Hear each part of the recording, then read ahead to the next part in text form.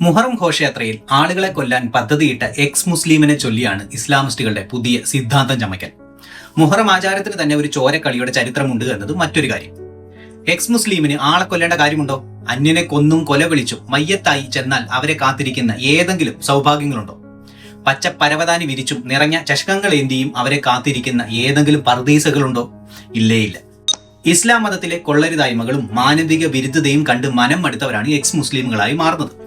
സ്വയം ബോധ്യത്തോട് ആത്മഹത്യാപരമായ സത്യസന്ധത പുലർത്തുന്നത് കൊണ്ടാണ് അവർ എമുക്കളായി മാറുന്നത്. നേടാൻ ഒന്നുമില്ലാത്തതും നഷ്ടപ്പെടാൻ ഒരുപാടുള്ളതുമായ ഒരു വഴിയിലേക്ക് അവർ ഇറങ്ങി നടക്കുന്നതും അതേ കാരണം കൊണ്ട് തന്നെയാണ്. എന്ത് കാരണത്താലാണോ തങ്ങൾ ഇറങ്ങി നടന്നത്, അതേ കാര്യങ്ങൾ ഇപ്പുറത്ത് വന്ന് പ്രാവർത്തികമാക്കാൻ അവർക്കെന്താ ഭ്രാന്തുണ്ടോ? എല്ലാ വിഭാഗം മനുഷ്യരിലും നല്ലവരും ചീത്തവരും ഉണ്ട്.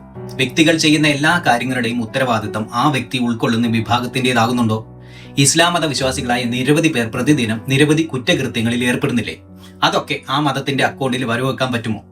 ഇല്ല എന്ന് തന്നെയാണ് ഉത്തരം. എന്നാൽ മതപ്രമാണങ്ങളാലും വിശ്വാസങ്ങളാലും പ്രചോദിപ്പിക്കപ്പെട്ട് ചെയ്യുന്ന ഏത് പ്രവൃത്തിയും ആ മതത്തിന്റെ അക്കൗണ്ടിൽ തന്നെ വരും. ഭീകരതയുടെയും മാനവിക വിരുദ്ധതയുടെയും പേരിൽ ഇസ്ലാം വിമർശിക്കപ്പെടുന്നതിന്റെ കാരണം മുസ്ലിങ്ങളെല്ലാം കുഴപ്പക്കാരായതുകൊണ്ടല്ല, മറിച്ച് നിങ്ങളുടെ പ്രമാണങ്ങളിൽ അടിയാധാരങ്ങളിൽ അതുണ്ട് എന്നതുകൊണ്ടാണ്. ചിലർക്കെങ്കിലും അതൊരു പ്രചോദനമാകുന്നുണ്ട് എന്നതുകൊണ്ടാണ്. അതിന്റെ ദുരന്തഫലം ഈ ലോകം ഇപ്പോഴും അനുഭവിക്കുന്നുണ്ട് എന്നതുകൊണ്ട് കൂടിയാണ്. അത്തരം പ്രാമാണിക പിന്തുണയുള്ള ഒരു കൊള്ളരുതായ്മയും ഒരു എക്സ് മുസ്ലിമിന് ഈ മണ്ണിൽ നിർവഹിക്കാനില്ല. അതുകൊണ്ട് വ്യക്തിപരമായ കാരണങ്ങളാൽ പ്രചോദിപ്പിക്കപ്പെട്ട് എന്തെങ്കിലും ചെയ്യുന്നവരെ പൊക്കിപ്പിടിച്ച് ഞാൻ മാത്രമല്ല ലവനും ഉണ്ട് എന്ന അളിഞ്ഞ പ്രതിരോധം തീർക്കുന്നതൊക്കെ നെറുകെട്ട ഏർപ്പാടാണ്.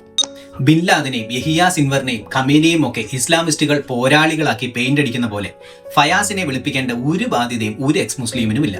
ചെയ്ത കുറ്റത്തിനുള്ള പരമാവധി ശിക്ഷ അയാൾക്ക് ലഭിക്കണം. അതുകൊണ്ട് ഇല്ലാക്കഥകൾ മെനഞ്ഞ് എക്സോഫോബിയ പരത്തിലെ സഹോദര